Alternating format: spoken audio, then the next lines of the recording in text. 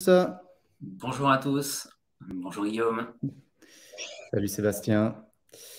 Allez, je fais une petite vérification qu'on est bien live pour Alors, éviter de démarrer bille en on a- tête alors qu'en fait ça n'a pas fonctionné.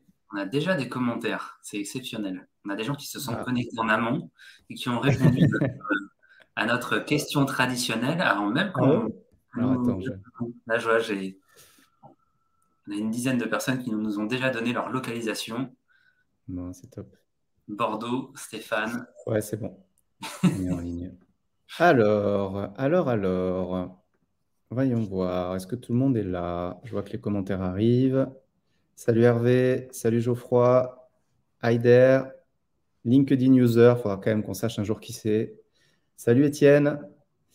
Étienne qui fait un travail formidable sur le nouveau site qui arrive dans quelques semaines. On est impatient de vous présenter ça. Ça va changer beaucoup de choses. Fawaz, bonjour. Donc, comme Isabelle, d'habitude, Aude. n'hésitez pas à mettre votre localisation, même si certains voilà, connaissent le principe de lancement. Paris dans le bus, ça fait rêver. Région parisienne, super. Salut Loubna, Yann, Yasmina. Bon, c'est top. Je fais une petite vérification que tout le monde arrive et puis on va se lancer tranquillement. Seb, on va aborder un sujet clé là. Est-ce que tu peux nous en dire un petit peu plus? Tout à fait. Je crois qu'on va parler de tableau à bord ou tableau de bord, quelque chose comme ça. Ouais, je sais pas ce que c'est. Tu connais un peu les tableaux de bord, toi, Sébastien? Un petit peu. Je crois qu'on a une Ouais, formation. Ouais. ouais, t'as une petite formation ouais, que tu as fait, ouais. Hmm. Ouais. Est-ce que tu peux nous parler un peu de justement de ton parcours par rapport au tableau de bord, d'où tu viens et ce que tu as fait, parce que quand même, c'est un secret pour peu de monde, mais aujourd'hui, clairement, ce que tu as créé chez SWOT, ta formation, data management et tableau de bord, et de très loin notre formation la plus demandée. On a des personnes qui sont dans des masters, qui viennent se former quand même chez nous en complément. On a des personnes partout dans le monde francophone, puisqu'aujourd'hui elle est disponible qu'en francophone, qui viennent. On forme des commerciaux, on forme des responsables qualité, alors qu'à la base c'est une formation vraiment pour les acheteurs. Ouais, dans ce moment, Euh, on a des personnes en qualité et des personnes en RH là-dessus.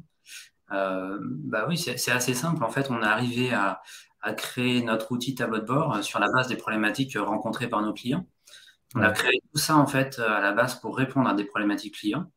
Et bah, comment on est arrivé à créer l'outil que l'on a fait aujourd'hui? Bah, tout simplement, c'est en mettant un problème après l'autre, et puis à chaque fois en essayant de le résoudre, et bien effectivement, ça nous a permis sur bah, quand même une dizaine d'années d'expérience de créer l'outil qui est aujourd'hui abouti, quoi. Mais c'est 10 années effectivement de recherche et d'expérience. ouais, ouais, effectivement.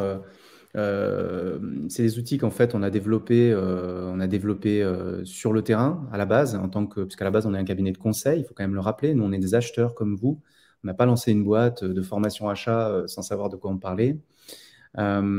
Effectivement, pour l'anecdote, moi ça fait un peu plus longtemps que Sébastien que je suis dans les achats, et en fait le sujet tableau de bord a toujours été pour moi quelque chose d'assez mystique et d'assez majeur en fait dans mon action. Et voilà. Et en fait, j'avais aucune formation, j'ai dû tout apprendre sur le tas. Et honnêtement, quand Sébastien t'es arrivé chez nous, je crois en 2015, quelque chose comme ça, ou peut-être un peu ouais, dans ces eaux-là, je pensais vraiment très fort en tableau de bord. Honnêtement, je pensais très fort en tableau de bord. Je pensais que voilà, j'arrivais à faire plein de choses déjà, hein. Mais en fait, ce que je ne me rendais pas compte, c'est que je ne parlais pas le bon langage. Je ne parlais pas le langage du data management. En fait, Oui, Sébastien est arrivé, on t'a mis sur des missions ultra complexes. J'avais déjà fait les tableaux de bord, je ne sais pas si tu te rappelles. C'était l'une des premières chez un transporteur et une mission de dingue. Il y avait, je ne sais plus, 15 ou 20 millions de kilomètres par an, une flotte énorme. Enfin, c'était hyper complexe. Des sujets, donc déjà à l'époque, RSE, des sujets, des métriques de conduite des camions. Enfin, ça allait hyper loin par rapport à un tableau de bord classique. Et en fait, tu as repris le truc, je me souviens très bien. Tu as disparu pendant 2 semaines. Je me dis, mais qu'est-ce qu'il fait? Et là, il prend rendez-vous avec moi, il me présente le truc. Là, je fais, nom de Dieu. Et en fait, il y a eu une bonne dose d'humilité, clairement, par rapport à ça. Tu es arrivé, tu as complètement changé le game, quoi, hein. Tu as repensé le système en fonctionnant base de données, data management, big data, qui est le langage aujourd'hui de toutes les entreprises de la tech, hein. Et en fait, il n'est pas si compliqué que ça. C'est aussi le langage de Microsoft. En fait, Ouais. beaucoup de personnes utilisent mal le logiciel Excel. Donc, évidemment, on utilise Excel pour faire ça. C'est le logiciel commun à tous nos clients. Donc, pour le coup, on n'a pas trop le choix. Et effectivement, ça a été pensé sous la forme d'une base de données. Et en fait, il faut savoir que tout fonctionne sous la forme de base de données, même les ERP que vous avez tous et toutes dans vos entreprises. En back-office, de toute façon, il y a une base de données très simple. En gros, dès que vous avez un champ dans votre ERP pour renseigner un nom de fournisseur, un nom de produit ou autre, derrière, vous allez le retrouver dans une base de données. Donc, en fait, titre de colonne et toutes les données que vous avez rentrées dedans depuis que vous avez rentré les éléments. Et en fait, tout fonctionne comme ça. Et c'est en partant de ce principe-là, effectivement, que l'on arrive à construire des outils beaucoup plus solides et flexibles dans le temps. Et en fait, là, pour nos clients, le client transport, l'objectif, c'est d'avoir une vue globale, en fait, de l'ensemble des inducteurs de coûts qui composaient notre mission. Et en fait, on a réussi à créer un outil complet qui nous a aidé à présenter les éléments à la direction pour effectivement justifier le pourquoi du comment. Travailler sur tel ou tel levier était plus important, en tout cas plus important d'un point de vue triple performance, que de travailler, je ne sais pas moi, sur la couleur des camions, par exemple. C'est clair. Ce qui pourrait être important au niveau de la direction, mais d'un point de vue triple performance, c'est un peu le dernier levier activé. Oui, c'est vrai qu'on va aller très vite à l'essentiel, puisque vous allez voir, on est là dans quelque chose de très pratique. Vous allez voir des vrais outils qu'on utilise et que vous serez capable d'utiliser. Et d'ailleurs, parmi vous, il y en a déjà beaucoup qui l'ont fait, qui ont fait cette formation et qui maîtrisent les tableaux de bord. C'est un vrai sujet. Et donc, tu as un petit peu redistribué les cartes, je me souviens à l'époque. On a mené ensemble quand même beaucoup de missions, je pense une bonne quinzaine avant de se lancer vraiment dans la construction de notre solution e-learning pour les acheteurs. Et effectivement, ça a changé énormément de choses, notamment sur la perception qu'avaient les directions de notre travail. Et c'est la même chose pour vous en tant qu'acheteur sur le terrain, que vous soyez indépendant, que vous soyez consultant indépendant, ou que vous soyez acheteur en poste, ou même que vous soyez directeur achat. Bref, toutes les pans de la fonction achat, supply chain, sont touchés par ce. Voilà. Et on se rend compte, comme je disais, le commerciaux, c'est pareil. Tu remplaces fournisseur par client, tu as besoin d'un tableau de bord. Qualité, c'est pareil. Tu remplaces tes KPI par des KPI qualité, c'est pareil. Donc, la maîtrise de savoir mettre en forme des données complexes et complètes est aujourd'hui un savoir-faire unique. Vous en pensez quoi d'ailleurs, vous? Est-ce que c'est un sujet important pour vous? Est-ce que vous sentez qu'on touche à quelque chose d'important? Je pense que si là, aujourd'hui, je pense que ça les intéresse, je pense particulièrement, et de toute façon, on va le voir, effectivement. On va avoir pas mal de questions, je pense, où on va nous poser des questions sur tiens, est-ce que ça peut s'adapter à tel ou tel type de segment d'achat? Et en fait, on a différents types de tableaux de bord. On va avoir le tableau de bord projet, où là, effectivement, on va s'adapter à tous les portefeuilles achats de nos acheteurs. On va avoir le tableau de bord, effectivement, de l'entreprise. On va voir toutes les dépenses. Donc là, ça va être un tableau de bord qui va nous permettre de voir les dépenses, mais aussi des fois de voir la performance du service achat. Tout dépend ce qu'on met dedans. Et après, on va avoir un troisième niveau. On va avoir le niveau tableau de bord groupe, où là, c'est bien souvent le bon moment de faire le pas vers une solution digitale qui va rassembler les données parce que, mine de rien, Excel reste Excel. Et quand on est un groupe international multisite où on doit diffuser un fichier Excel, je ne sais pas moi, auprès de milliers d'acheteurs, c'est là où on retrouve les limites et où il est intéressant de coupler ça avec une solution digitale. Mais le but de cette solution digitale, ça ne sera pas de donner des informations précises. Sur le projet, on travaillera toujours au projet sur Excel. Tandis que sur le bord groupe, on donnera des grandes tendances uniquement. Alors, pour information, Sébastien, on a mené de tête 2 missions de bout en bout sur des questions justement de mise en œuvre d'un SRM qui permettrait de voir, de remplacer des tableaux de bord. Ce qu'il faut comprendre, en fait, c'est que vous aurez beau, c'est souvent le problème qu'on retrouve, c'est qu'on a tendance à sélectionner des solutions SI pour venir compenser nos propres faiblesses. C'est-à-dire, on pense qu'en fait, en prenant un logiciel, ça va nous permettre d'avoir des tableaux de bord merveilleux, etc. Je vous confirme que c'est complètement faux, d'accord? Et que si vous souhaitez aller sur une solution SaaS, donc un logiciel en ligne, ou pas d'ailleurs, qui permettrait d'avoir des tableaux de bord et de tous vos KPI, la première chose à faire, c'est de savoir maîtriser le langage du data management, de faire un cahier des charges finalement de ça. Et le meilleur cahier des charges que vous allez pouvoir faire, c'est ce tableau de bord sur Excel. Et ce qu'on a fait dans nos missions, nous, c'est qu'en fait, on a formalisé toute la structure data management, le tableau de bord, et on a dit à l'intégrateur, voilà ce qu'on veut. Et ça évite énormément de problèmes. Un autre avantage aussi de maîtriser ça, c'est que quand vous faites appel à une solution IT, ben en fait, vous allez globalement avoir un souci pour faire évoluer votre tableau de bord. On n'a pas un tableau de bord triple performance qui intègre les réductions d'impact CO2, les optimisations de coûts en claquant des doigts. C'est un travail qui prend, on va avoir très vite des très beaux résultats, hein, ça prend à peu près 1 mois. Par contre, un tableau de bord tel que celui qu'on va vous présenter, qui se base sur 6 ans, c'est ça, Sébastien? Ben voilà, là, au bout de 2 à 3 ans, on commence à avoir vraiment des résultats qui montrent les impacts environnementaux précis, etc., et la réduction de ces impacts au travers des projets. Ce qui est important, c'est de bien dissocier vraiment projet de prise de recul. Alors, on a encore une question d'Antoine qui nous pose la question comment on l'applique au transport. Mais en fait, au transport, on va vraiment fonctionner projet. Donc là, globalement, vous ne trouverez pas de solution digitale projet par projet. Et bien souvent, on a besoin d'aller dans un détail assez poussé. Mais en fait, nous, notre approche, c'est effectivement, quand on est projet, c'est très souvent que l'on va chercher les données de nos fournisseurs d'ailleurs. On va chercher les données de l'ensemble de nos fournisseurs. On en crée une seule et unique base de données. Et en fait, c'est à partir de là que l'on modélise notre tableau de bord. La méthode, après, elle reste toujours la même. C'est juste la source de données qui peut évoluer en fonction si on est en projet ou autre. Ouais. Alors, pour répondre à la question de l'importance de la maîtrise de ce savoir-faire sur votre expertise, votre carrière, finalement, en tant qu'acheteur, on va continuer sur le fil conducteur des priorités des directions achats 2023 et on va se baser sur l'étude Agile Buyer et CNA, d'accord, qu'on a repris là sur les précédents lives. Et sur ce sujet-là, ben, ça ressort, hein. On a un élément important, je vais essayer de résumer, hein. Les achats prennent le virage de la data, ça a le mérite d'être clair. Les achats ont gagné en digitalisation, on va vers de la digitalisation, on va vers… voilà, et on voit la data arrive en tête des outils qui ont le plus d'impact sur les directions achats. D'accord ? La data achat consolidée, la data analytique, son premier ex-aequo avec 22% de citations. L'avenir est à la data. D'accord ? Et attention à ne pas mélanger automatisation des tâches, marketplace, IA et blockchain. On parle de la data pure, de savoir traiter la donnée et la rendre exploitable d'un point de vue analytique. Cette semaine, là, on va parler, donc ce live, on va parler de l'analytique. Dans 2 semaines, on a un autre live sur la data, on va parler de la consolider. D'accord ? De toute façon, sans consolider, on ne peut pas aller dans l'analytique, hein, c'est la base.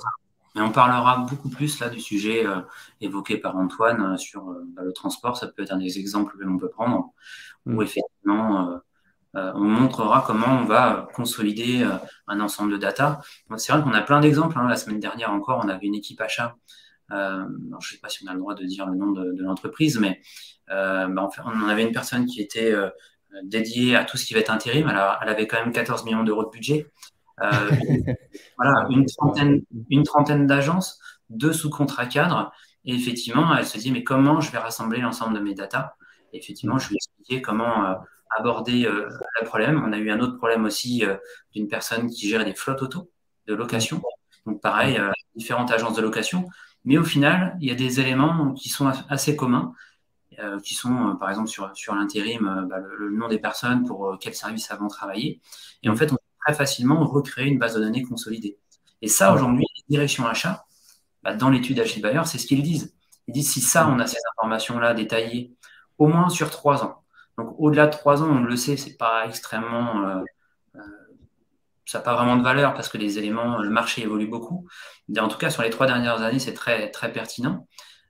Et ça permet effectivement de prendre des bonnes décisions.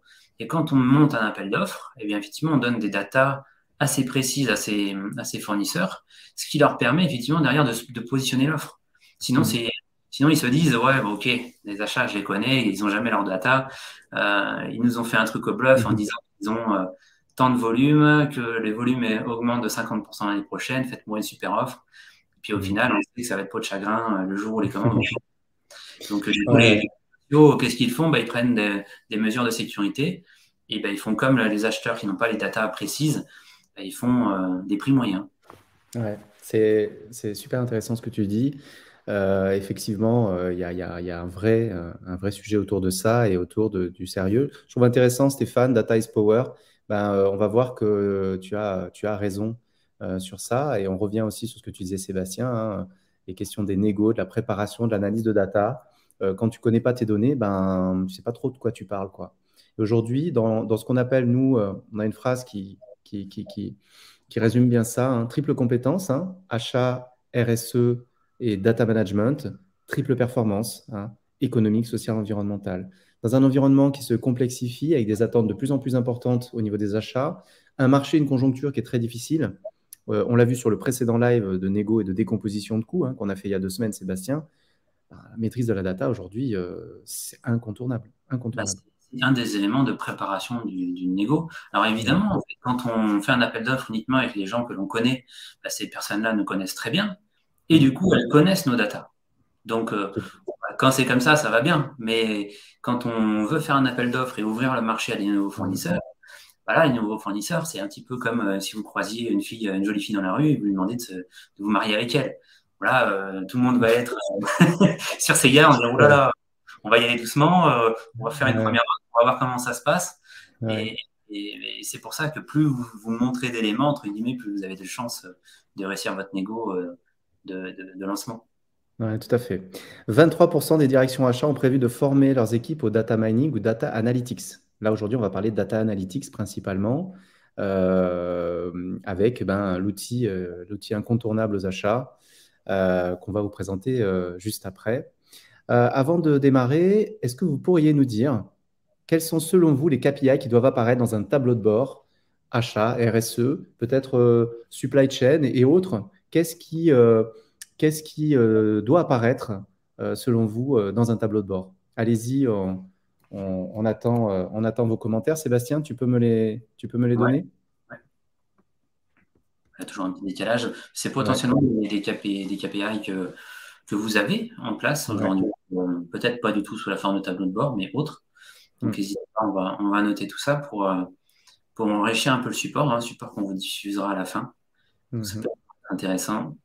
Alors, je te laisse me dire, tu vois les commentaires, toi, Sébastien, c'est bon? Ouais, c'est ça. Ouais. PVO. Allez. PVO. Alors, je ne sais pas ce que c'est, ça commence fort. Qu'est-ce C'est que ça. c'est peut-être le TVO, mais PVO. Voilà, OK. l'OTD. OTD, évidemment. On Time Delivery. Euh, L'OTD qui est le KPI que je vois ressortir, bah, toi aussi, Sébastien, parce qu'on a formé énormément de personnes dans notre région toulousaine et donc qui travaillent chez Airbus et autres. L'OTD, c'est vraiment le KPI qui ressort. Alors ensuite, on a la TVO. Ah, la TVO, c'est ça, je sais. Terme qui m'a été apporté par Stéphane, qui On bosse est sur. chez Stéphane de Naos, qui est en fait l'évolution du TCO, hein, TCO Total Cost of Ownership. Et un jour, Stéphane, je me souviens qu'on a formé, là, qui est directeur achat chez Naos, c'est Marc Bioderma, tout ça, qui est très engagé dans les sujets RSE, qui me balance comme ça TVO. Et là, j'étais là. Oh, et là, il nous avait amené une clé incroyable, Total Value of Ownership, qui est extrêmement intéressant, très dur par contre à mettre en place sur un tableau de bord. Ensuite, on a Ouais. purchasing volume. T'as dit quoi? Volume d'achat. Purchasing. Ouais, volume achat. Ouais. Vous pouvez parler en français, les gars, hein. Tout va bien. Ensuite, on a le taux d'inspection fournisseur. Donc, je pense que ça va être un pourcentage d'audit. Ouais. D'audit Oui, fournisseur, je pense tout très type. important. Ouais, ouais, taux d'inspection. Alors, c'est le couverture. Ouais, taux d'inspection fournisseur, on peut l'appeler comme ça. Je pense qu'on se comprendra. Je pense qu'on a interprété. Euh, Oui. le nombre de fournisseurs ayant un système de management de la RSE. Ah, donc nombre de fournisseurs ayant un système de management. Ouais, ça c'est très intéressant. Alors donc attention, hein, management RSE, alors faut faire ça, on va en parler, hein. J'imagine qu'on suppose EcoVadis, Engagé RSE AFNOR et qui sont labellisés.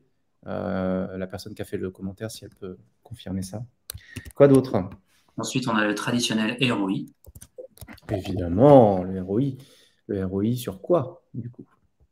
Ensuite, Ensuite, on a le taux qualité, le taux de couverture aussi. C'est extrêmement important. Surtout, pas très pratique ce système-là. Taux de couverture. On voit bien, ça marche bien. Le taux qualité. Taux qualité, évidemment, très important. C'est intéressant de dire le taux de qualité versus le taux de non-qualité. J'aime bien l'approche du verre à moitié plein. Après, on a la non-qualité derrière. On va avoir le chiffre d'affaires, évidemment, et le chiffre d'affaires que l'on représente chez notre fournisseur. Ah, c'est le taux de, j'ai un trou là, le part de CA sur CA fournisseur, on comme ça. Donc là, toujours, faut faire attention à ce que l'on achat sur CA fournisseur. OK. On a les OTIF. Okay. Ensuite. Les quantités, bien évidemment. Et aller très vite, très loin, et on a presque oublié les fondamentaux. Les basiques. Ouais. Les quantités, tiens, on va rajouter un truc que je n'ai pas vu encore, les prix unitaires. Et voilà, les prix unitaires, bah oui, quand même. Les prix unitaires et l'évolution des prix unitaires. C'est ça. Okay. Les savings. Les savings, extrêmement importants, rattachés à des catégories, famille ou sous-famille. Ensuite. J'essaie de passer les doublons. Taux de dépendance, là. Taux de turnover fournisseur. Taux de turnover fournisseur. Intraditionnel, nombre de commandes aussi. Taux de turnover. Ah. Tout le monde va savoir que je ne sais pas l'écrire. Alors, taux de turnover fournisseur, OK. Ensuite. Taux de pénétration. Et après, on a pas mal de marché, c'est ça? Alors, je pense, oui. Okay. Ensuite, on va voir tout ce qui va être lié à l'évaluation fournisseur de manière spécifique ou large. Oui, c'est ça peut être des évaluations. Ouais, tout à fait. Alors, un basique, le taux de contractualisation. Ah, là, on est dans des fondamentaux. OK. Des indexations. Des indexations, effectivement. Ensuite. Les reliquats clients. Je pense que là, c'est plus dans du négoce. Ouais. Lead time. Lead quoi? Lead time. Lead time, OK. Là, j'en profite sur la partie retail qui est hyper intéressante. Quand tu achètes et que tu revends et que tu n'es pas transformateur, ce qu'on ajoute à chaque fois, c'est très simple à faire. On met le prix d'achat et le prix de vente. Il nous permet d'avoir une marge, je crois que le terme est brut, sur les prix vendus. C'est vachement intéressant. On peut avoir sur ces activités-là, je vais l'appeler négoce plutôt que retail. On a cet indicateur, moi j'adore, c'est génial. Ensuite, on a de la gestion des risques par zone géographique. OK, risque géopolitique. Ouais, géographique. Ouais, géographique, je pense que là derrière, on peut y mettre pas mal de choses. Hein. Tout ce qui va être aspect social, aspect environnemental. Et taux de change. Ouais. Avec les évolutions fortes du dollar pour les acheteurs, c'est important. Taux d'employés handicapés. Oui, taux d'insertion de personnes handicapées. La provenance des produits, ça c'est un peu, voilà. Taux de satisfaction du client interne. D'accord, je ne sais pas où ça peut trop se mesurer, mais c'est intéressant. Satisfaction, taux de satisfaction, ça peut remonter, puisqu'il ne faut pas oublier que la fonction achat est orientée sur le client utilisateur. Là, on est sur un tableau de performance où, en gros, à la fin de chaque projet, on peut imaginer un petit questionnaire en 5 questions que les acheteurs envoient effectivement à leur prescripteur pour voir si tout le monde est content, si les délais ont été respectés, etc. J'ai mis impact social, d'accord. J'ai mis notation sociale fournisseur. Hein. Tout ce qui est social est rattaché au fournisseur. Tout ce qui est environnemental est rattaché aux produits qu'on achète, famille, sous-famille. on rentre dans le détail.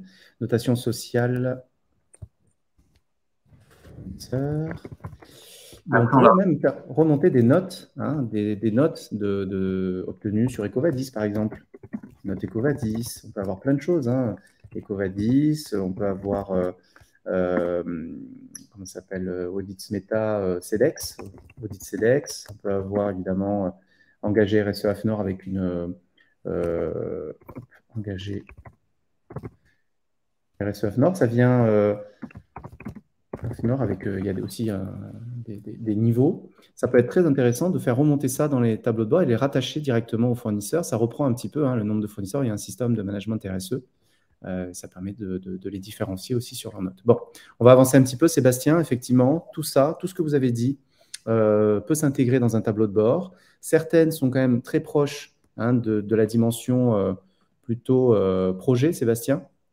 En fait, on a effectivement dans vos commentaires, c'est vrai, pas mal de KPI très orientés soit projet, soit performance achat.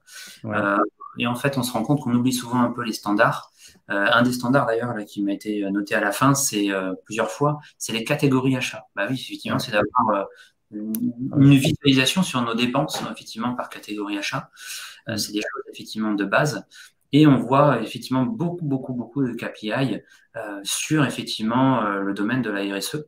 On voit les éléments risques géographiques, on voit les éléments sur le taux d'emploi des handicapés, des notations RSE. Donc on voit effectivement que les achats de toute façon ont quasiment tous intégré déjà une part effectivement de leur notification études de risque RSE dans leur tableau de bord. Ouais. Après, on le verra dans 2 semaines. Ces éléments-là, de toute façon, c'est assez rare de pouvoir les avoir dans le RP. C'est pas encore bien déployé aujourd'hui. Il n'y a pas vraiment un ERP qui le fait bien. Et on va travailler plutôt en amélioration de nos data via les tables de correspondance qui vont nous permettre justement d'être flexibles et de pouvoir toujours faire correspondre, par exemple, à une famille ou un article. En fait, tout un ensemble de data pour pouvoir les exploiter derrière dans le tableau de bord et en faire des moyennes par famille, par article, qui nous permet de savoir sur quoi, effectivement, on peut travailler pour améliorer les choses. Ouais, tout à fait. C'est exactement ça. Delphine, je rebondis un peu. En fait, je n'avais pas vu, mais il y a eu plein de commentaires parce que quand j'étais sur la présentation, on n'a pas pu tout faire remonter. J'ai essayé de faire remonter quelques commentaires là pour que vous voyez d'autres éléments. Évidemment, il y a beaucoup de sujets. Delphine, j'aime beaucoup ton commentaire sur la position de la matrice sur la matrice de Krajcik.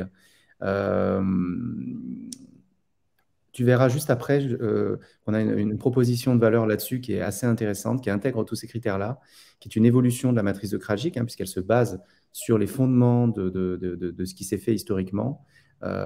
Et tu vas voir que tu peux intégrer dans tes tableaux de bord effectivement la structuration de tes matrices en automatique, mais qui intègre aussi une dimension RSE, qui vont beaucoup plus loin que Purchase must become supply chain management, qui est le parti pris de Peter Krajcik. Nous, on a une approche qu'aujourd'hui plutôt procurement must become triple performance lead management, donc du management de la triple performance qui intègre cette dimension notamment sociale, environnementale et la performance économique au sens plus large. Notamment, on n'est plus seulement des réducteurs de coûts, on peut être des améliorateurs de marge par l'innovation, la différenciation, la RSE, et un développeur de vente. On peut contribuer aux ventes en ayant un produit qui est plus en phase avec les attentes des clients et des consommateurs, qui va générer des impacts positifs, des avantages compétitifs, des choses comme ça. On rentre un peu dans le vif du sujet, il est déjà 30, c'est parti. Bonjour. T'es prêt? Alors, le but, c'est quoi? Très clairement, tableau de bord, voilà un tableau de bord. Voilà, c'est simple, c'est efficace. Donc là, vous êtes sur un tableau de bord qui a 6 ans. Il est accessible en ligne sur YouTube, vous pouvez le trouver. Il est sur 6 années de data. Ouais, 6 années de data, 600 millions à peu près de CA sur 6 ans. Alors attends, je regarde pour essayer de... Voilà, il avance, mais Delphine, justement, là, tu vois en fait qu'on peut construire complètement ces matrices sur des dimensions sociales, environnementales dessus. Et on peut rentrer dans le détail du détail, finalement, de son portefeuille. Je ne sais pas, une question... je vais revenir un petit peu en arrière sur cette partie. Si on a une question sur combien, on parlait des catégories tout à l'heure, c'est évident que Les catégories sont dedans. Combien tu as dépensé en bouteilles de verre en mars 2020, bah, en fait, tout se met automatiquement à jour. On peut même connaître les impacts CO2, les réductions d'impact CO2. On peut connaître les impacts sociaux des fournisseurs qui sont rattachés. Tout ça en 3 clics. Voilà.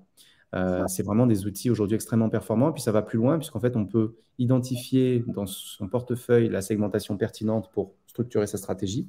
En général, on va être sur famille, sous-famille, rarement sur des articles. En général, on fait des projets sur des sous-familles ou des familles parce qu'elles ont des écosystèmes fournisseurs, des marchés fournisseurs identiques. On mène des projets sur des fournisseurs, des marchés fournisseurs identiques pour envoyer un appel d'offres. On ne va pas envoyer un appel d'offres en même temps à des fournisseurs de bouteilles en verre qui ont une industrie verrière que des fabricants de bouchons qui fabriquent des bouchons, vous voyez, ou des carottes. On ne va pas tout mélanger. Donc, on doit être sur des marchés similaires. Tu veux dire quelque chose, Sébastien? On le met énormément en œuvre quand on a un client, effectivement, qui nous approche pour une analyse stratégique, effectivement, de ce qu'on peut lui apporter. Oui, tout à fait.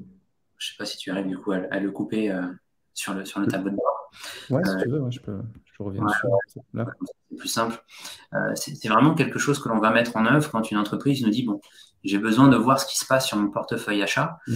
Là, c'est pas un tableau de bord projet, c'est vraiment un tableau de bord service achat, maîtrise de l'ensemble des dépenses, compréhension des évolutions. Donc, on est déjà sur un niveau 2 par rapport aux 3 niveaux que j'ai évoqués tout à l'heure. On n'est pas sur un niveau projet. Dans le niveau projet, lui, le tableau de bord va complètement être adapté à notre projet. Par exemple, un tableau transport. Alors, je ne sais plus si c'était Antoine, je crois qu'il s'appelait le monsieur. Ben là, en fait, on va avoir l'ensemble des datas par destination, par exemple. Top des destinations. On va avoir des données catégorisées par région, par pays. Et effectivement, on va adapter effectivement la vue du tableau de bord au sujet client. Sur une flotte de véhicules, on va pouvoir avoir par business unit, par exemple. On va pouvoir catégoriser les choses et derrière, on va pouvoir faire des catégories de véhicules. Entre les véhicules qui sont, d'ailleurs, c'est même catégorisé déjà, catégorie A, B, C, les loueurs. Et en fait, on va pouvoir rassembler tout ça pour faire coller le besoin du marché. C'est que derrière, les fournisseurs, pour vous promouvoir une offre, ils ont besoin de data organisée. En fait, on va s'adapter à ce besoin d'organisation pour créer notre tableau de bord. Donc, ce qu'il faut savoir, on a l'impression que c'est un logiciel, mais le logiciel qui est utilisé, c'est Excel. J'ai hier un commentaire qui a été relayé par une personne qui fait la promotion d'une plateforme digitale.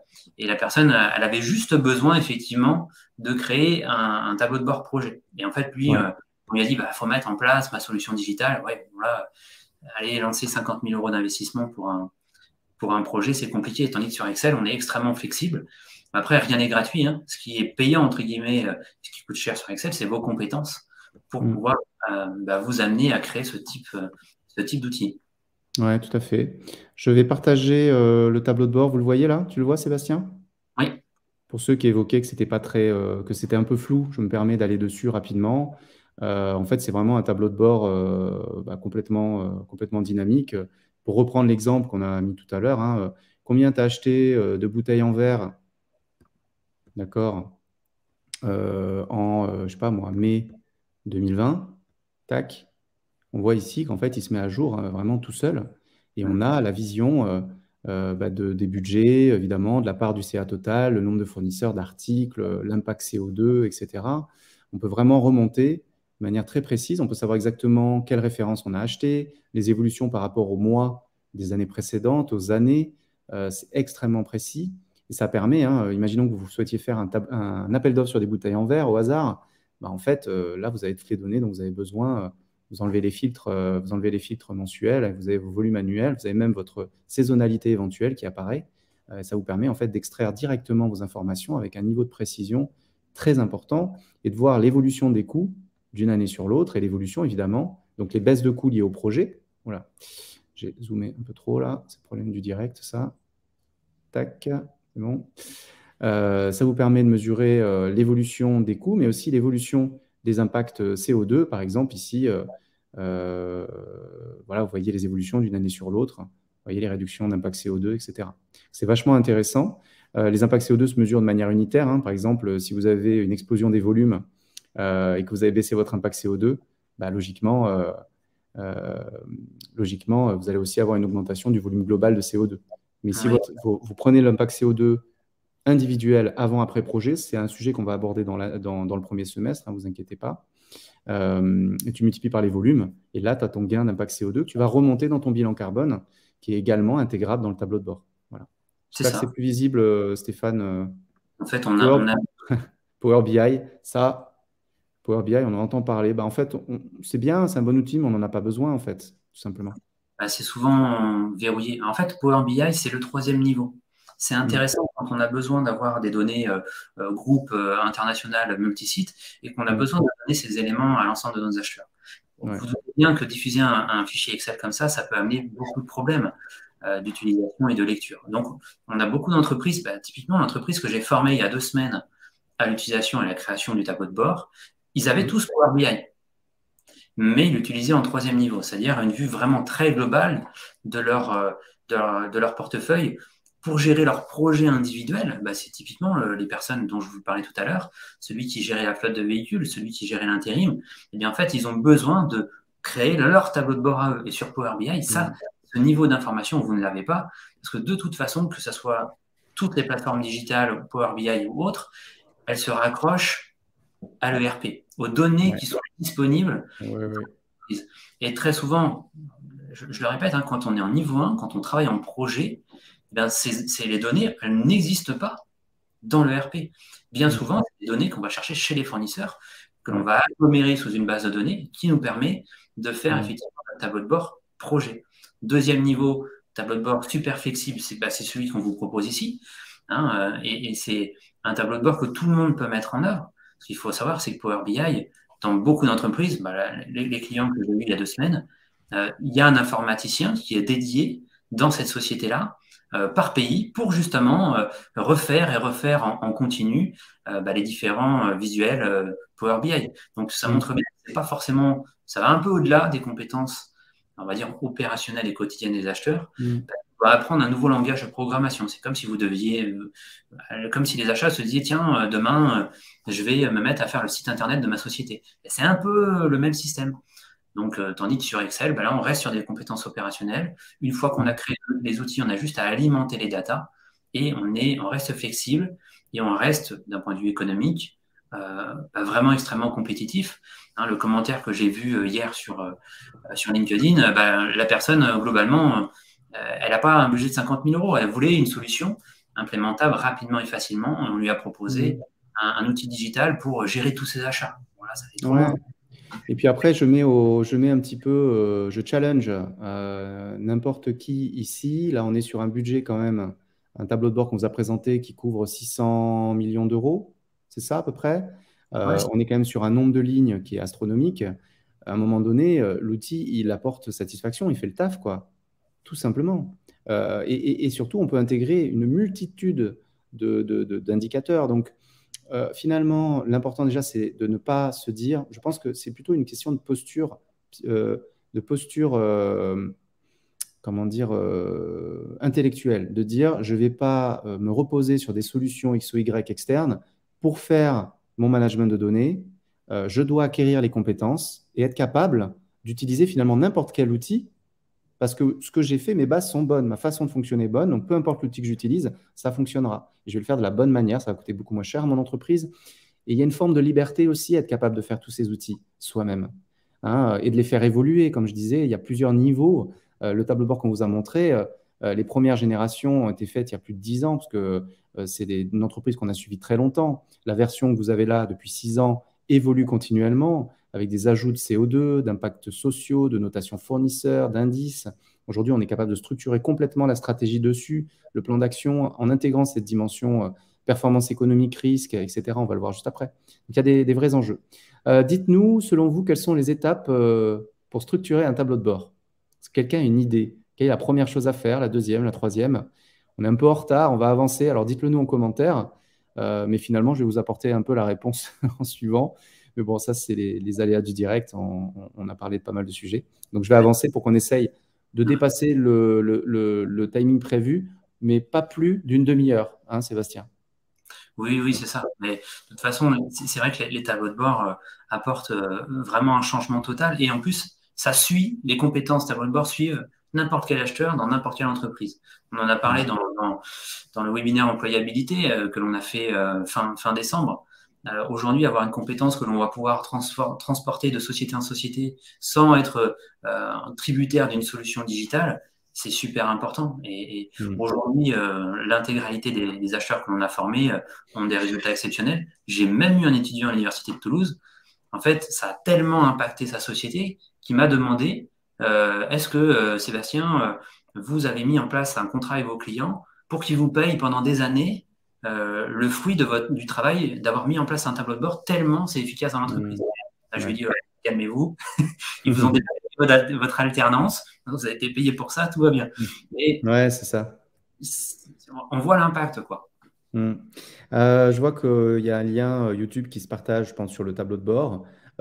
Pensez à vous abonner à la chaîne YouTube. On met beaucoup de vidéos, de nouvelles informations. Donc, abonnez-vous, la petite cloche à droite, et comme ça, vous serez informé de toutes les nouvelles vidéos. Il y a beaucoup de choses qui arrivent, hein, puisqu'on lance la toute nouvelle génération là, de formation dans quelques mois.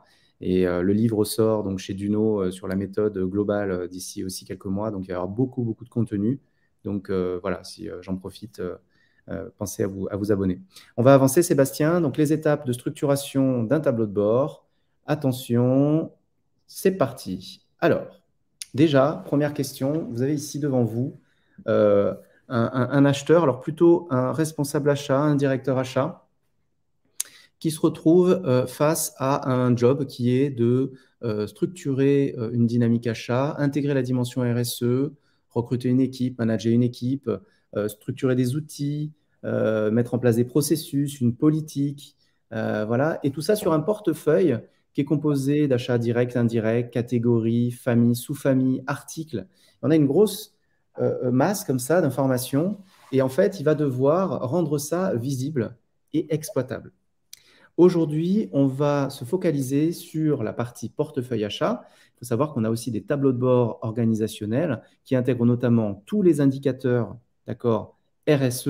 Donc, vous avez la même chose, mais sur le marché RSE, qui permet d'identifier quels sont les référentiels applicables à l'entreprise, donc une dimension RSE globale, hein, pas seulement achat.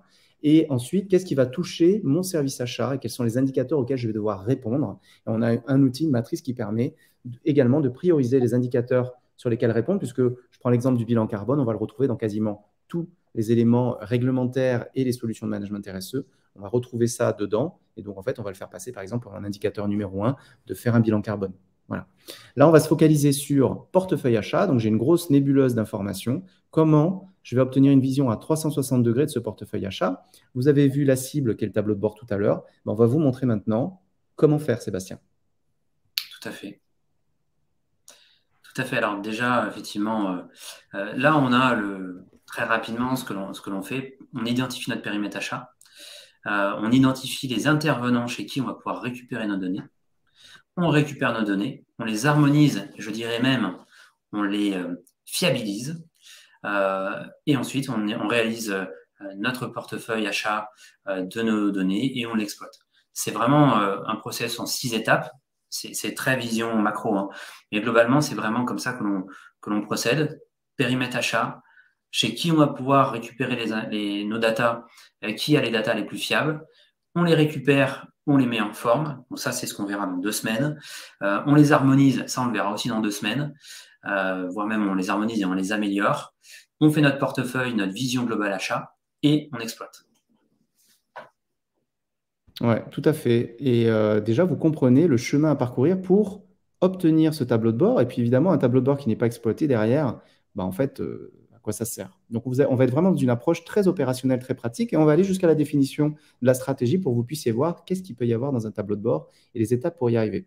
Emmanuel, pour répondre à ta question sur le livre, il sort en octobre 2023, donc dans quelques mois. Chez Duno, il sera dans toutes les librairies. On est actuellement en groupe de travail pour le finaliser avec des directeurs achats, des personnes qui sont dans le monde de la recherche aux achats, etc. Voilà, et ce qui est intéressant, on parlait de Krajik tout à l'heure et on va parler de la matrice. Eh bien, en fait, il faut savoir qu'en octobre 1983, 40 ans, il y a 40 ans exactement, Peter Krajik sortait la matrice de Krajik avec sa vision que les achats doivent devenir des managers de la supply chain. Eh bien, nous, on vient dans la continuité de ça, hein, une évolution des achats, on peut l'appeler achat 4.0, fonction triple performance. Et en gros, nous, on positionne les achats comme étant des managers de la triple performance économique, sociale et environnementale des organisations. Et dedans, vous allez retrouver énormément de choses autour de ça. Voilà. On continue, on va rentrer dans le vif du sujet. Donc, première étape, évidemment, on l'a vu tout à l'heure avec le nuage du portefeuille. C'est quoi les ensembles de mon périmètre? Qu'est-ce que je vais couvrir par mon périmètre?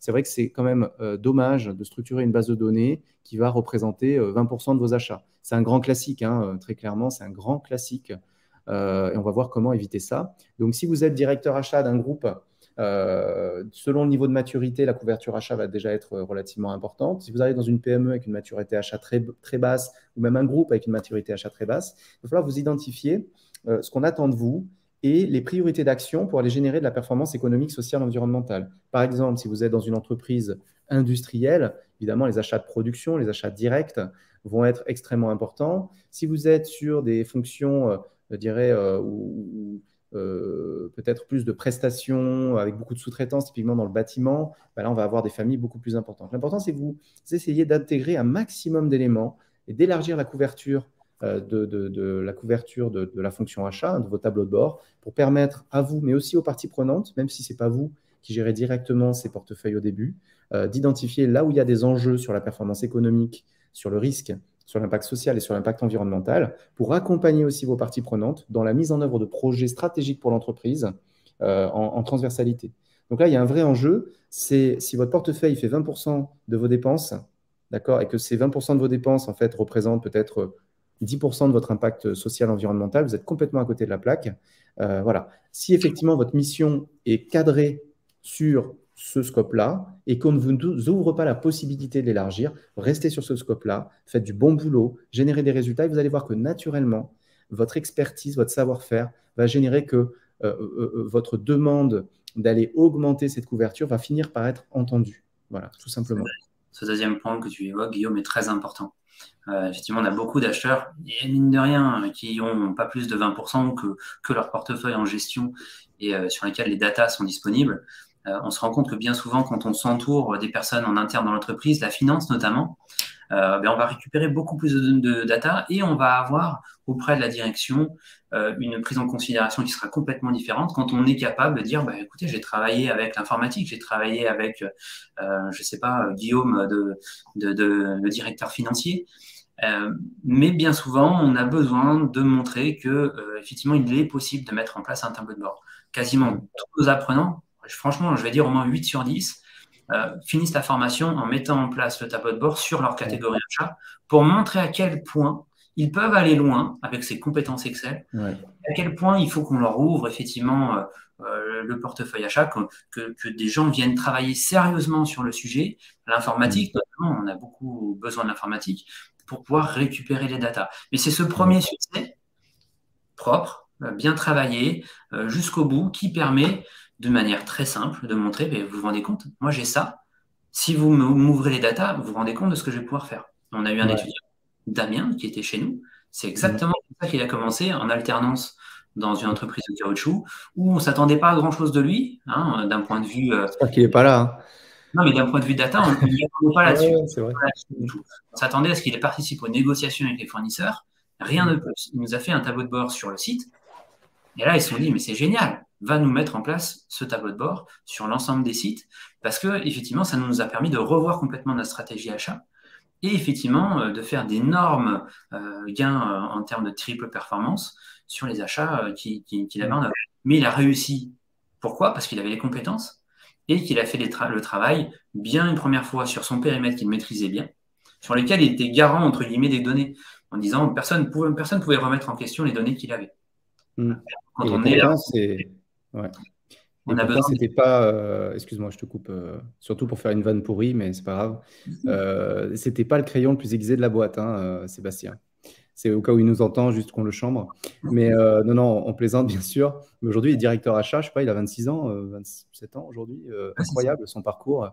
Et on a des centaines d'exemples comme ça. D'ailleurs, je suis certain parmi vous, dites-le, si vous avez déjà suivi cette formation et que vous maîtrisez les tableaux de bord, cette formation ou d'autres, même si, ma connaissance, il n'y en a pas d'autres, mais si vous maîtrisez les tableaux de bord, l'intégration des aspects RSE, je réponds, Emmanuel, oui, la CSRD est intégrée dans les indicateurs.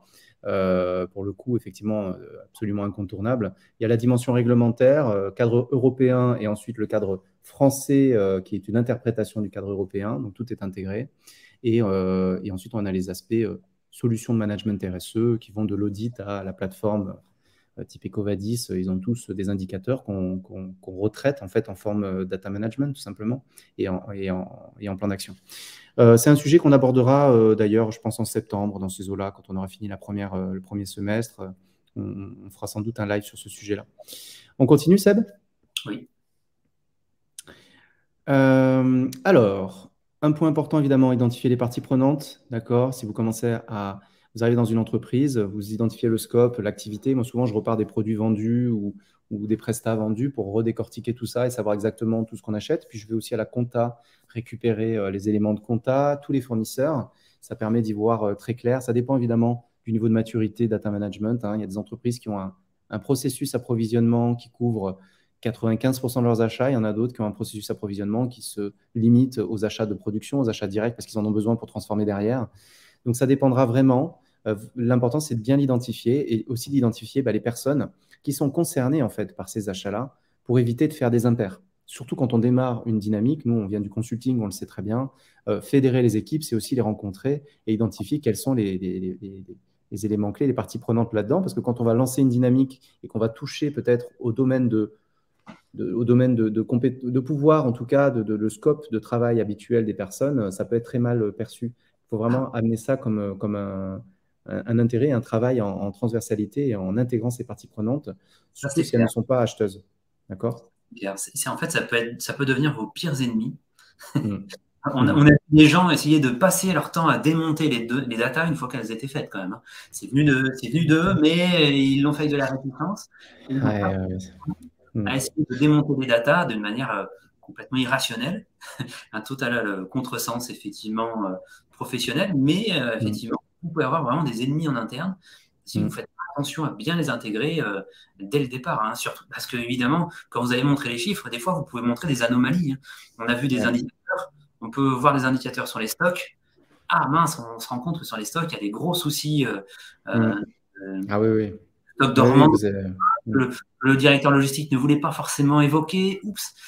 Et en fait, derrière, vous avez un ennemi qui va faire tout de manière irrationnelle pour mettre en jeu vos data, la Ouais, pour légitimité. masquer, oui, oui, pour masquer. En fait, la data, le problème de la data, c'est de la science aujourd'hui. On parle d'éléments finalement scientifiques et assez difficilement discutables.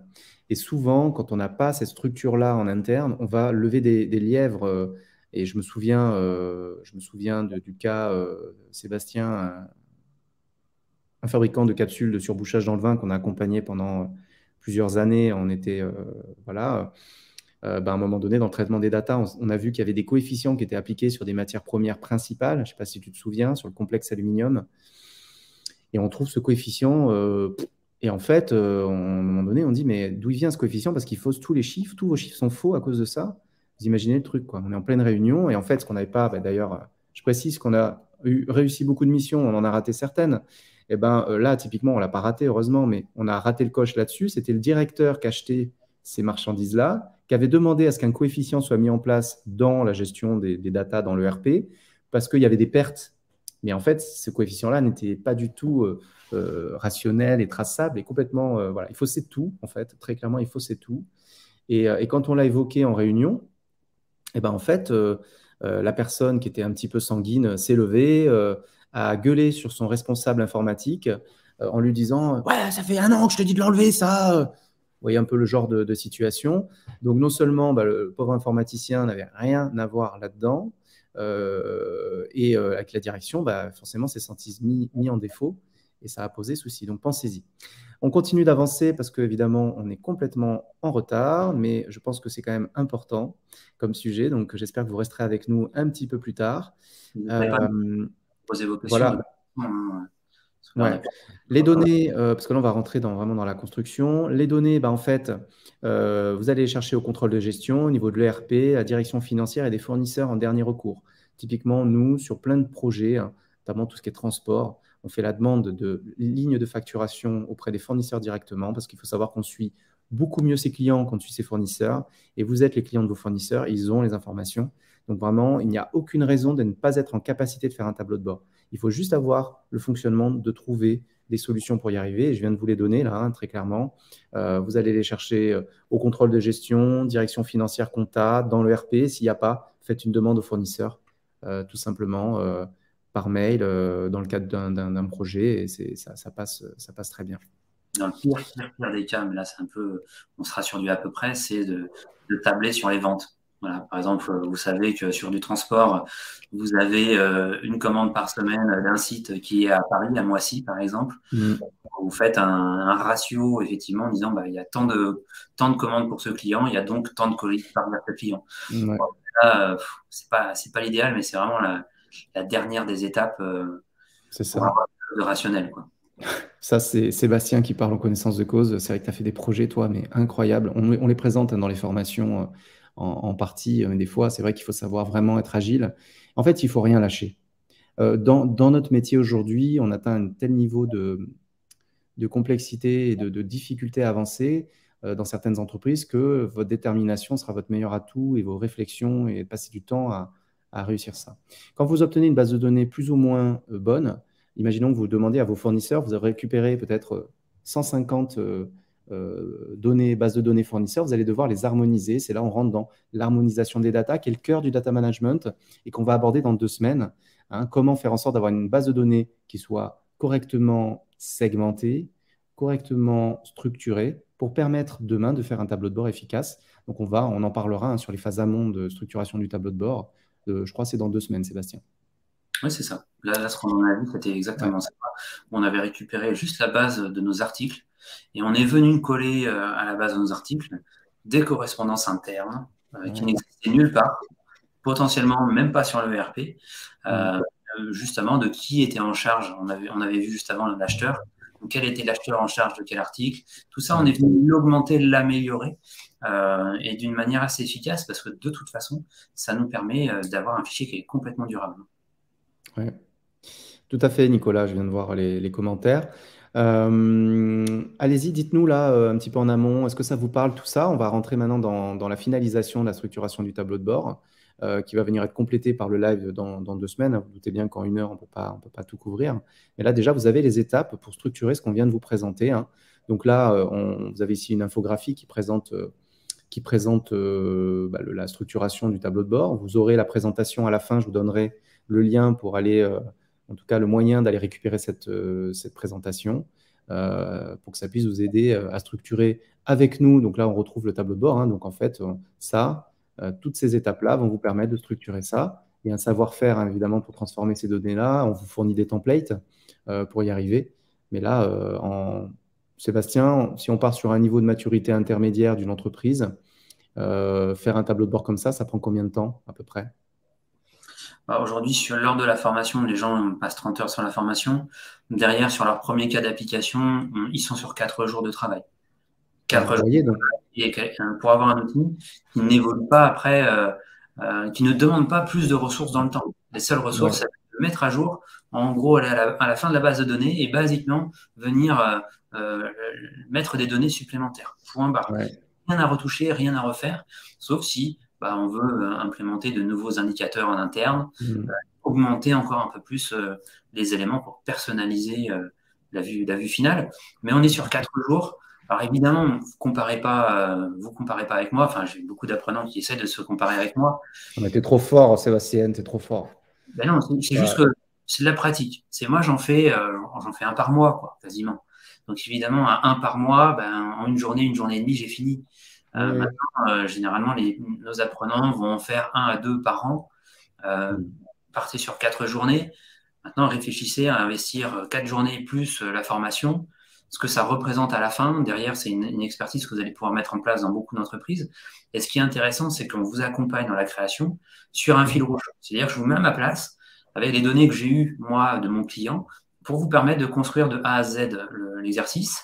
Derrière, on a des templates d'autres cas clients. Et in fine, pour ceux qui n'ont pas la possibilité de mettre en place le tableau de bord tout de suite et de capitaliser sur leurs compétences, j'ai même créé des cas pratiques supplémentaires gratuits où on peut s'entraîner. Enfin, là, vraiment, sur la plateforme, c'est de l'info full. On vous donne accès au résumé des vidéos pendant toute la durée de votre temps de connexion. Là, franchement, il n'y a personne qui échoue là-dessus, quoi. Ouais, tout le monde réussit. Et je plaisantais en disant que tu es trop fort, mais tu es vraiment fort, Sébastien. Je te remercie encore pour tout ce que tu as créé. Aujourd'hui, c'est une clé de voûte, hein. On peut améliorer que ce qu'on peut mesurer. J'ai vu que quelqu'un l'avait dit tout à l'heure. Et tu nous as apporté ce savoir-faire chez SWOT. Et je te remercie parce que voilà, tu parlais du temps que ça prend de faire le premier tableau de bord. Évidemment, plus on en fait, plus on devient efficace. Et c'est pour ça qu'on ne peut pas vraiment se comparer à toi. Mais quand je vois le nombre d'acheteurs qui ont eu leur carrière transformée par rapport à ça, c'est hyper intéressant, quoi. C'est incroyable. Donc voilà. J'avance un petit peu. Les étudiants de l'université Ouais. de Toulouse ne les attendaient pas là-dessus. Pas du tout. Ouais, c'est vrai. Ouais, c'est vrai. Et ils ont tous mis en œuvre des tableaux de bord dans leur entreprise et on en a des échos tous les jours, hein, donc, Alors, comment vous allez exploiter votre portefeuille? Donc, construction de votre stratégie achat RSE. Donc là, on va rapidement regarder comment on fait. Définir vos priorités d'action. Vous allez maîtriser l'information achat. Je vous ai donné un exemple tout à l'heure. Vous avez votre boss qui débarque dans le bureau. Vous avez un fournisseur qui arrive à l'improviste. Vous n'êtes jamais au dépourvu. Vous avez toute l'information en temps réel. D'accord? Vous n'avez pas besoin de passer 3 semaines pour faire un budget.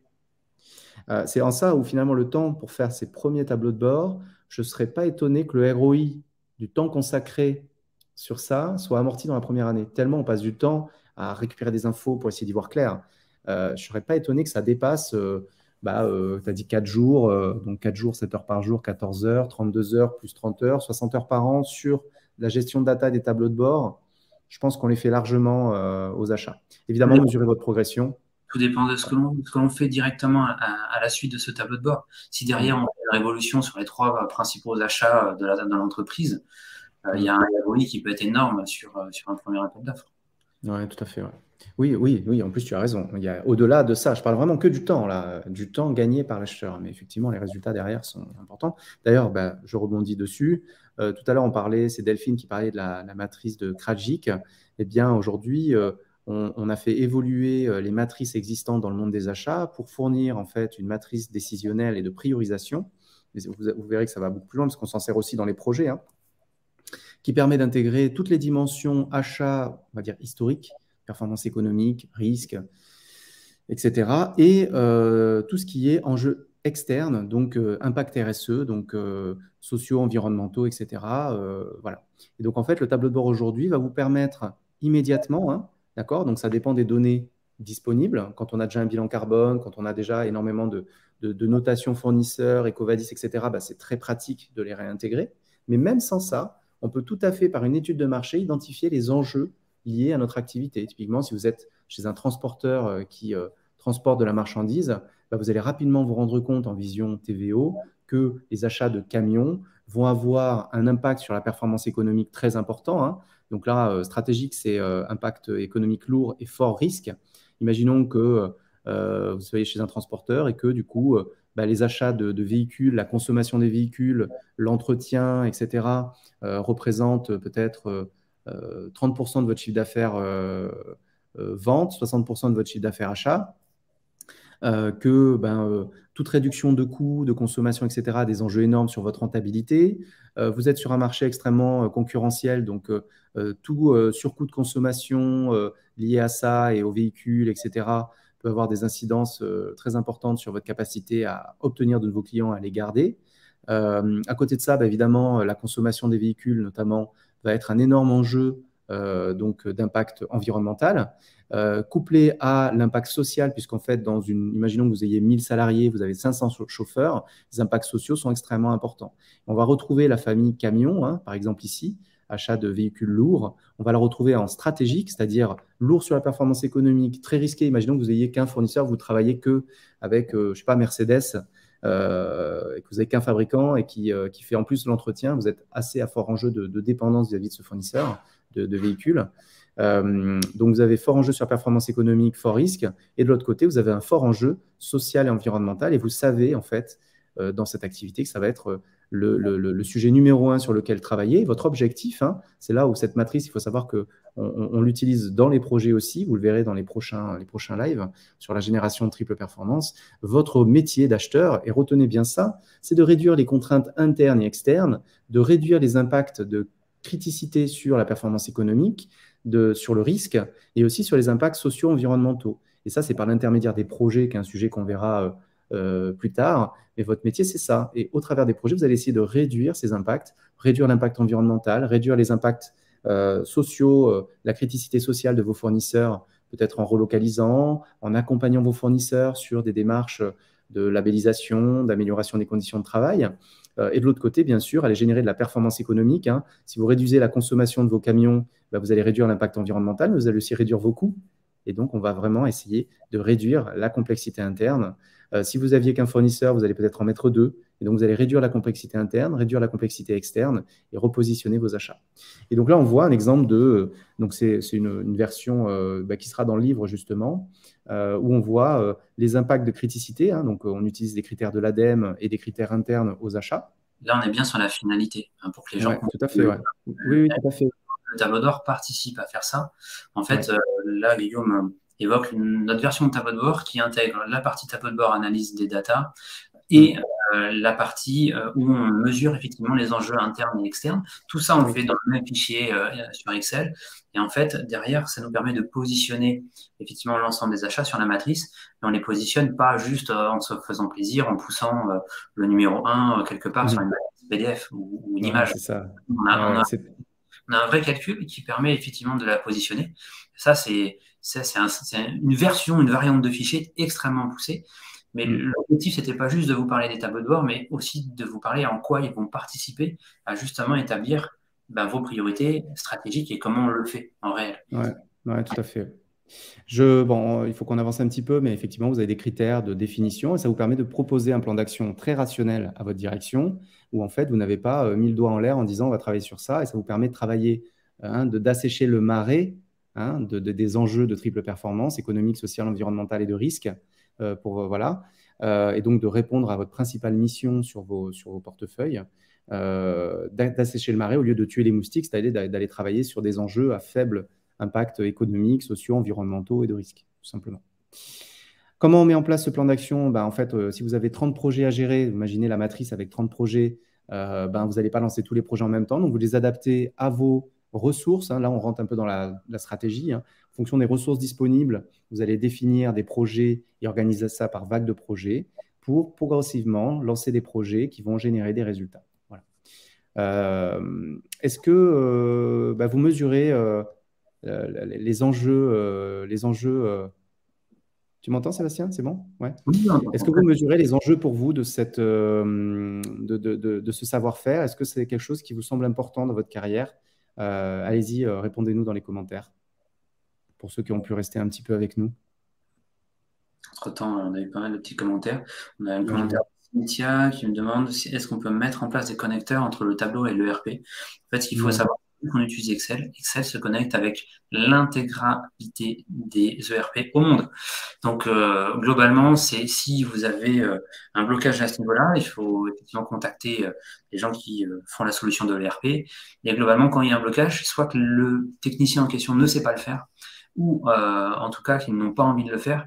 Mais globalement, en fait, Excel va intégrer les bases de données de tous les ERP du monde. C'est de manière la plus basique possible, à la manière la plus aboutie. Mais globalement, ça se connecte de A à Z. Le seul truc, c'est que vous ne pouvez pas le faire vous-même. Parce que, bien évidemment, le ERP, pour s'y connecter, il faut avoir son adresse sur le serveur, il faut avoir un mot de passe pour rentrer dedans. Et ça, vous ne pouvez pas le faire vous-même. Il n'y a que les informaticiens qui peuvent le faire. Mais gardez à l'esprit que tous les champs qui sont renseignés dans votre ERP, vous pouvez en avoir une extraction sous la forme d'une colonne avec toutes les datas qui ont été rentrées dans l'ensemble de l'ERP. Ouais. Exactement. On accélère un petit peu, Sébastien. Donc, je rappelle, notre ambition chez SWOT est assez simple, hein. Aujourd'hui, les entreprises, elles ont un besoin. C'est des personnes qui savent conjuguer performance économique et impact positif sur l'environnement et la société. D'accord? Des personnes qui sont capables de les accompagner vers un modèle plus durable et performant. C'est que la grande particularité de SWOT, c'est qu'en fait, je vais donner l'exemple avec les consommations tout à l'heure des camions. Vous baissez la consommation, vous améliorez la performance économique, vous baissez les coûts, par exemple. Ce n'est qu'un exemple. Et les entreprises ont besoin de ça. Et ben nous, on va vous mettre en capacité d'être doué à faire ça. On va vous apporter toutes les cartes en main, les tableaux de bord en font partie, pour être capable d'accompagner les organisations vers un modèle plus durable et performant économiquement. Et donc, naturellement, quand vous répondez à un besoin et que vous êtes doué pour le faire, vous allez être payé, vous allez être reconnu dans ce que vous faites et vous allez être bien payé dans ce que vous faites. Parce qu'aujourd'hui, une telle expertise, on dépasse complètement l'acheteur-négociateur. Vous passez à un niveau largement supérieur et vous entrez dans les achats de demain et vous avez intérêt à y aller parce qu'en fait, clairement, il va y avoir une nouvelle génération d'acheteurs qui arrive et vous devez vous maintenir à la page et évoluer constamment, hein. Un métier évolue très vite. Voilà. Et donc, naturellement, bah, vous êtes doué pour ce dont le monde a besoin, vous êtes payé pour ça. Et comme on est sur des enjeux aujourd'hui avec de véritables valeurs, une vision, une raison d'être qui touche à des aspects d'améliorer, de contribuer à améliorer le monde dans lequel on vit, en tout cas d'en réduire nos impacts néfastes, et ben vous allez aimer ce que vous faites. Vous êtes reconnu pour ce que vous faites, vous avez des enjeux qui sont autres que seulement financiers, vous êtes payé pour ça. Bah, naturellement, hein, vous allez aimer ce que vous faites. Et donc, passion, mission, vocation, profession, l'idée, c'est de vous aider à trouver finalement votre ikigai aux achats, votre équilibre durable professionnel. Voilà, et c'est un enjeu extrêmement important qui a des conséquences sur votre vie professionnelle, bien sûr, mais aussi sur votre vie personnelle, hein. Faire des tableaux de bord comme ça, bah, ça vous permet de gagner énormément de temps que vous allez pouvoir utiliser à faire d'autres choses à plus forte valeur ajoutée. Peut-être, je ne sais pas, vous occuper de vos proches aussi, hein, d'éviter de travailler 80 heures par semaine parce qu'on est incapable de faire les bonnes choses et qu'on met 4 fois plus de temps, voire 10 fois plus de temps que ce qu'on pourrait faire avec la bonne expertise. La formation, donc pour ceux qui téléchargeront la présentation, vous pouvez télécharger le programme ici. Je précise que vous allez sur le site de SWOT, vous allez tout trouver, hein, il n'y a pas de souci là-dessus immédiatement. Pour recevoir la présentation, vous nous envoyez un mail à hello@swot.fr, d'accord, et on vous enverra la présentation très rapidement, hein, comptez à peu près 24 heures maximum pour qu'on vous envoie la présentation. Et bien sûr, ceux qui auront la présentation pourront télécharger l'e-book de tête, il fait 60 pages, qui est les bases en fait du livre qui va sortir. Et vous pourrez commencer à avoir un petit peu plus sur la méthode globale que nous proposons. Voilà, voilà. Non, Sébastien, on a à peine dépassé. Est-ce que ça vous a plu? Oui, Emmanuel, tout est pris en charge, évidemment. Ouais. Oui, on a des prises en charge. Là, pour le coup, c'est la formation qui est prise en charge chez BF, parce qu'on fait passer une certification ICDL liée à ça. Ça peut être pris en charge par les OPCO et également par Pôle emploi. Alors, Pôle emploi, tout dépend des régions, des budgets, etc.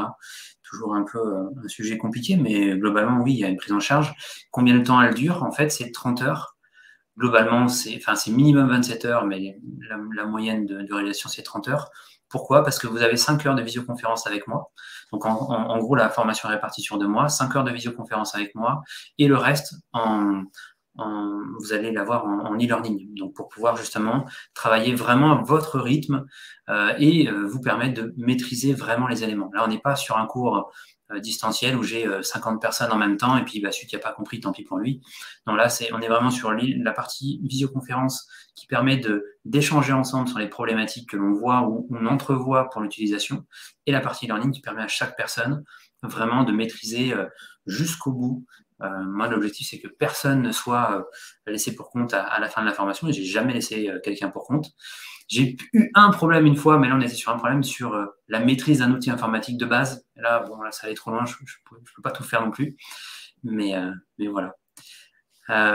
Merci à tous. En tout cas, je vois il y a beaucoup de remerciements. Merci Caroline. Alors, Caroline, qui est une ancienne apprenante, alors, effectivement, elle connaît parfaitement le tableau de bord, elle sait le mettre en œuvre. Alors, Emmanuel, à quel prix? Donc, le cursus est à 3 000 €. Vous le verrez effectivement dans la plaquette de formation que vous allez pouvoir télécharger. La plaquette vraiment redétaille tous les objectifs et tout le déroulé de la formation. Vous avez vraiment beaucoup d'informations. Donc voilà, on sera très heureux de vous accueillir. Pour le coup, je serai très heureux de vous accueillir parce que c'est moi qui vous suis de A à Z sur cette partie de formation.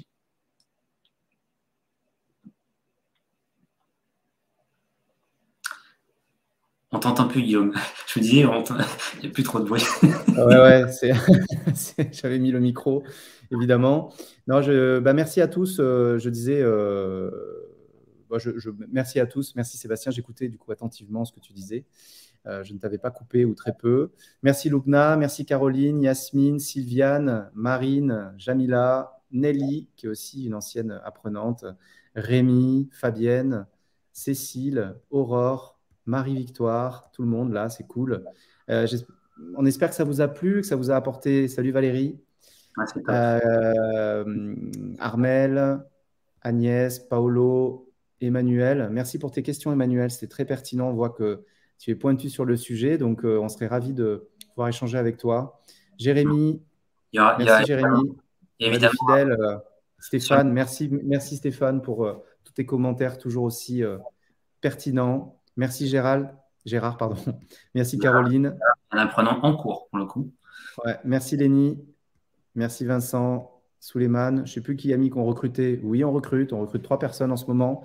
Je ne suis pas sûr que ce soit dans votre cœur de métier si vous êtes acheteur. Antoine. Tout dépend après, oui, l'expertise qui peut nous être proposée. On va finir par effectivement étendre nos expertises d'offres de formation. Donc à un moment donné, ça peut être intéressant. Il y a même des rencontres qui se font. Les live SWOT, c'est aussi des moments pour se retrouver tous ensemble. C'est super cool quand même. Je crois qu'on a dépassé les 20 lives depuis 4 ans maintenant. Et c'est vrai qu'à chaque fois, c'est des moments super sympas. Et puis on a choisi de manière assez ambitieuse de vous faire un live tous les 15 jours là, sur ce début d'année pour vraiment relancer la dynamique. Donc voilà, c'est top. Votre question, elle est très importante parce qu'on arrive à rebondir sur vos questions et effectivement à adapter effectivement l'ensemble de nos lives à vos questions. Donc c'est vraiment top. Ouais, c'est vraiment l'idée de vous apporter un maximum. Effectivement, on est une société, donc on est une société de formation, de conseil, de mise en relation entre les acheteurs qui maîtrisent la RSE, le data management, avec les entreprises qui les recherchent. Parce que quand on forme une équipe, en fait, achat, tu parlais d'équipe que tu as formée il y a quelques semaines, ils ont besoin de recruter. Du coup, on positionne nos acheteurs tout simplement. Hein. Comme ça, en fait, comme on crée un langage commun, ça facilite aussi le bon fonctionnement des services. Hein, à un moment donné, t'en es où de ta structuration de base de données? J'en suis là. Ah, ok, je prends le relais, quoi. Je viens t'aider. C'est incroyable les possibilités qui sont offertes par ce langage commun. Donc voilà. Merci Nicolas. Oui, nous aussi, on adore t'avoir avec nous quasiment à chaque live. Donc merci beaucoup. Ça me permet des fois de faire d'avoir des personnes qui rebondissent sur des outils qui ont été mis en place par nos élèves. On a eu un cas, alors je ne sais plus si c'est Gérard ou Boris, qui effectivement a été travaillé dans un site Safran et qui a vu effectivement notre tableau de bord mis en œuvre. Il s'est dit, mais attends, il faut que j'apprenne à faire ça. Et du coup, en fait, fait la formation aujourd'hui chez nous pour apprendre la même chose. Surtout que lui est consultant indépendant, donc il est missionné à droite à gauche et ça lui permet de rebondir chez ses nouveaux clients grâce à cette nouvelle expertise. Ouais. Il est très opérationnel, quoi. Très opérationnel. Ah oui, voilà. C'est un petit peu comme parler anglais, en fait. Pour une majorité d'acheteurs qui achètent à l'international, avoir effectivement la compétence opérationnelle de maîtriser ses données achats pour pouvoir construire son appel d'offres, etc., sans ça, on ne peut rien faire, ou en tout cas, on confie les éléments à des personnes qui font partie du service achat. Hein, on a eu Sophie, là, que j'ai formée dernièrement, qui m'a fait un super retour, qui m'a dit, moi, avant, de toute façon, je m'appuyais que sur les acheteurs, les petits jeunes qui arrivaient, quoi. Ouais. Quand il y en a un qui partait avec son expertise, plus personne ne savait mettre en œuvre un appel d'offres digne de ce nom. Et pour être pris au sérieux par les fournisseurs, c'est compliqué, très compliqué. Ouais. Mais vous savez, on a toujours l'impression que c'est quelque chose de très complexe, mais il faut savoir que toutes les premières fois sont compliquées Et effectivement, une fois qu'on l'a fait, on se rend compte qu'en réalité, ce n'était pas si compliqué. Et c'est vraiment facile, c'est vraiment accessible. Aujourd'hui, tu as un taux de réussite, tu as une personne qui n'a pas réussi de tête, Et qui a et arrêté. on a formé, on doit être à plus de 2000 personnes sur cette formation en quelques années. À un moment donné, vous allez y arriver, et c'est quand même un élément important. On va vous quitter parce que quand même on est un peu dépassé, mais bon, vous avez l'habitude. Pour finir, effectivement, le data management aujourd'hui s'invite au cœur des directions achats. C'est une compétence qui est recherchée, c'est une compétence qui peut accélérer votre carrière en interne dans les entreprises.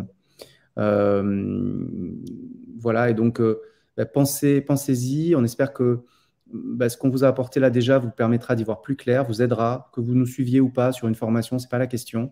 On est avant tout là pour vous aider, pour vous apporter des clés, et on en apporte un maximum. Voilà, on vous remercie d'être là, présent à tous ces lives, c'est cool. Et puis surtout, n'hésitez pas à nous dire des sujets que vous souhaiteriez aborder dans les prochains, puisqu'il y a 2 lives qui sont prévus en libre en termes de sujets. Donc voilà, on révélera le premier sujet, a priori semaine prochaine pour le live, je crois qu'il est en avril ou en mai. Voilà. Ouais, pour Merci l'instant, à tous. ce À design, bientôt. c'est la formule de révision de prix. On a eu beaucoup Ouais, par rapport à ouais, c'est vrai. Bon, allez, on vous quitte. Ouais, ciao, ciao. Bonne fin de semaine et à bientôt. Salut Nathalie. Bien sûr, Véronique, on peut suivre, il faut s'appuyer sur un contexte précis. Non, pas du tout. On vous fournit tout. On vous fournit tout. Et par contre, c'est encore mieux si vous, en parallèle, vous le mettez en place sur votre cas précis. C'est le but. Ouais, c'est le but, de toute façon. Ciao tout le monde. Je ne sais pas s'il y a encore du monde en ligne. Dites-nous au revoir. On verra les commentaires aussi dans la foulée. Ciao, ciao. Ciao, Seb. Salut Guillaume.